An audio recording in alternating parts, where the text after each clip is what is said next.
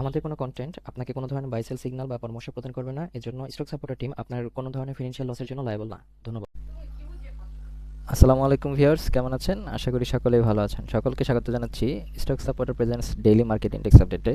আজ 26 ফেব্রুয়ারি 2026। আজকে market 45.44 point বেড়ে 5600.07 এসে ক্লোজ হয়েছে, যার ভলিউম হয়েছে 31.23 ক্রোড়, ভ্যালু 947.28 ক্রোড় এবং ট্রেড হয়েছে 2,04,678টি।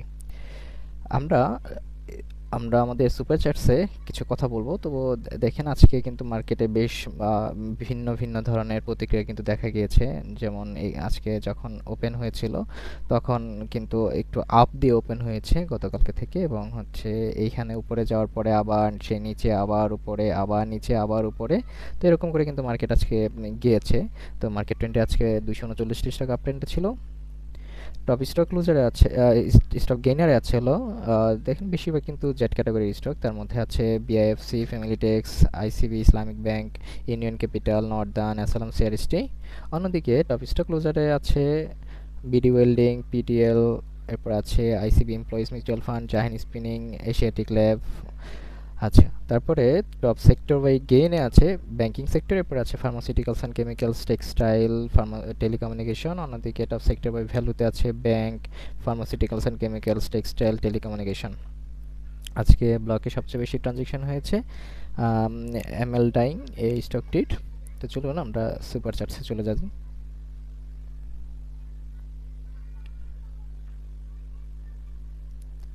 সুপার চ্যাটসে আমরা আমাদের এটা লেআউটটি লোড করা আছে, তবু আমরা গত দিনের লেআউটটি যদি দেখি, এটাই লোড করা আছে।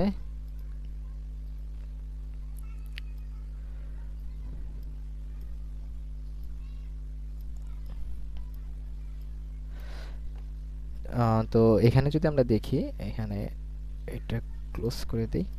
আচ্ছা, আমাদের এতদিনের যেই আপনাদের ডাউন ট্রেন্ড আমরা যেটা বলছিলাম, যে আমাদের এই ট্রেন্ডটা এঁকেছিলাম, এই ট্রেন্ডে কিন্তু এখন যেহেতু এখান থেকে রিটেস্ট নিয়েছে, তাহলে কিন্তু এই ট্রেন্ডটি এখন ইনভ্যালিড হিসেবে আমরা গণ্য করতে পারি। তার জন্য এটা বাদ দিয়ে দিলাম। তো এর পরবর্তীতে আমরা যদি দেখি যে এখন আসলে কি অবস্থা, এটা আমরা একটু জুম করে নেই। এবং হচ্ছে আমাদের যে প্রিভিয়াস, এটা কিন্তু কয়েকদিন পরে যখন আমাদের এই জায়গাটাতে আমাদের ব্রেকআউটটা হয়ে যাবে, এবং আলটিমেটলি যখন আমাদের 6000-এ ব্রেকআউট হয়ে যাবে, তখন কিন্তু আমাদের এটা ইনভ্যালিড হয়ে যাবে। আমরা এটা কিন্তু এই যে একটু আগে আমাদের যে ডাউন ট্রেন্ডটা দেখছিলাম, এটা কিন্তু হচ্ছে যেরকম যেভাবে বাদ দিয়ে দিয়েছি, এখানে কিন্তু সেরকম করে বাদ দিয়ে দিব। তো আমরা এখানে দেখলাম যে যে পজিশনে বর্তমানে আমাদের মার্কেটটি হোল্ডিংয়ে আছে, সেটা হচ্ছে যে আমাদের যেই একটা মাইনর রেজিস্ট্যান্স যেটা ছিল, যেখানে হচ্ছে এই জায়গাটাতে, যেটা 5054-55, এই সামথিং, এই জায়গাটাতে যেখানে আর কি হচ্ছে বারবার বাধাপ্রাপ্ত হচ্ছিলাম। যেমন এই জায়গাটাতে বাধাপ্রাপ্ত হচ্ছিলাম যে আপনার এই জায়গাটাতে গত আগস্টে। এরপরে সেই এখানে আমাদের যেই মেজর রেজিস্ট্যান্সটা আছে, সেটা কিন্তু এই পোর্শনটাতে বা এই জায়গাটাতে, যেটা হচ্ছে 5658 বা এর আশেপাশে, এই জায়গাটুকু কিন্তু আমাদের এখন মেজর রেজিস্ট্যান্স, যেটা আর কি গতবার আমাদের এই কিছুদিন আগে ফেব্রুয়ারি 16 তারিখে কিন্তু এখান থেকে আমরা ব্যাক করেছি বা রেজিস্ট্যান্স পেয়ে। তো এখন এখানে কিন্তু আমাদের যদি আগামীকালকে এই রেজিস্ট্যান্সগুলো কিন্তু ভাঙতে হয়, তাহলে কিন্তু আমাদের ভালো পরিমাণে ভলিউম লাগবে, যেটা আর কি আমরা কিন্তু গত দিনগুলোতে কিন্তু পাইনি। এটা ভাঙার জন্য যতটুকু পরিমাণে ভলিউম দরকার ছিল, এই পর্যায়ে ভলিউম দরকার। তো সেরকম কিন্তু 1200, 1300, 1400 এরকম কিন্তু আমাদের ভলিউম দরকার ছিল। আজকে সেখানে হয়েছে 900 সামথিং, 947। তো এখন এখানে যে একটা গ্যাপ দিয়ে শুরু হলো, তো এই গ্যাপ দিয়ে শুরু হওয়াটা মানে যদি এখানে যায়, তাহলে কিন্তু আবার সেই গ্যাপটা কিন্তু পূরণ করতে কিন্তু আবার মার্কেট নিচের দিকে আসবে, এটা বলা বাহুল্য। তো এখন আমরা যেটা দেখছি যে এখন মার্কেটে পজিটিভনেস আশা করছি, এবং হচ্ছে মার্কেট কিন্তু পজিটিভ আছে। তো এখন আমাদের রেজিস্ট্যান্স হচ্ছে 5600, সেই 60-70 থেকে এই জায়গাটুকুতে, 60 থেকে 80, এই জায়গাটুকু কিন্তু আমাদের এখন রেজিস্ট্যান্স জোন। তো চলুন আপনাদের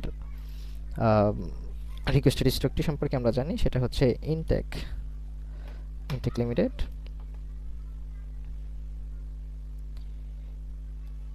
ইনটেকে আমরা যদি খালি চোখে দেখি, তাহলে দেখেন যে আমাদের এই পোর্শনটাতে আমাদের যদি এটাতে দেখি যে রেতে আঁকে ধরুন এই জায়গাটুকুতে আমাদের কিন্তু রেজিস্ট্যান্স আছে, ভালো পরিমাণে রেজিস্ট্যান্সটা আছে এই জায়গাটুকুতে।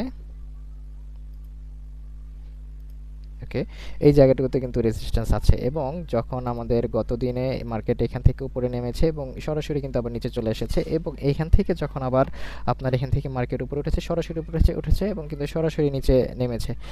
এখন কথা হচ্ছে মার্কেট এই জায়গাটাতে এসে এখান থেকে কিন্তু সরাসরি আবার উপরের দিকে যাওয়ার সম্ভাবনা, কারণ এটার যে স্ট্রাকচার এবং এটার যে আপনার এই প্রাইস হিস্ট্রি যেটা দেখা যাচ্ছে বা প্রাইস অ্যাকশন যেটা দেখা যাচ্ছে, এখানে কিন্তু সরাসরি এই জায়গাটুকু থেকে যেখানে আমরা বলছি বারবার যে 24-25-18 24-25 এবং হচ্ছে হ্যাঁ এই জায়গাটুকুতে কিন্তু আমাদের এখানে যেই আমরা ক্যারেক্টারিস্টিক্স দেখতে পাচ্ছি, এখানে কিন্তু সরাসরি উপরের দিকে উঠে যায়, সরাসরি উপরের দিকে উঠে যায় এবং হচ্ছে সেই ক্যারেক্টারিস্টিক যদি আমরা দেখি তাহলে কিন্তু এখান থেকে সরাসরি এখন যেহেতু 37 সরাসরি কিন্তু সেই 44-45 টাকা চলে যাওয়ার সম্ভাবনা আছে, কারণ এখানে যদি আমরা হিস্ট্রি রিপিটস ইটসেলফ যদি এটা বলি তাহলে কিন্তু এই স্টকটির জন্য এটা প্রযোজ্য।